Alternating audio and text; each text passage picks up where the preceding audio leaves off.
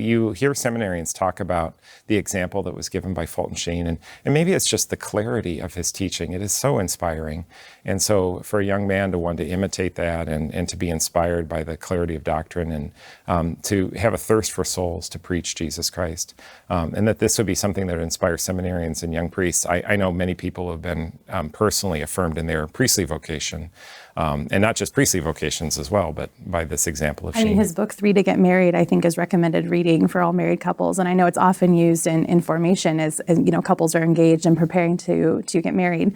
So I think that for a married couple and for lay people in general to look at the example of Fulton Sheen and how he took the gifts and talents that he had been given and used them in his vocation is a sign to all of us that we can do the same thing, that we're not called to be Fulton Sheen. We're not necessarily called to write 66 books or, have a television show, but that through our vocations, we are all called to glorify Christ in the world.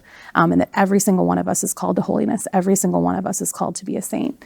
It's really cool. I actually volunteer at the cathedral and I volunteer at the museum as a tour guide sometimes. And so the people that you meet that have stories about Fulton Sheen and the impact he had, I read 3 to Get Married when I was preparing for my wedding, or, this is our child and his name is Fulton. Like I've met so many people who have a child or a grandchild named after him.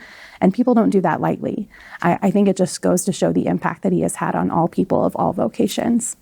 Throughout his life, the sense of the universal call to holiness, even before Vatican II emphasized that, he clearly held that in his teaching, in his preaching, and his television shows, and throughout his entire priesthood.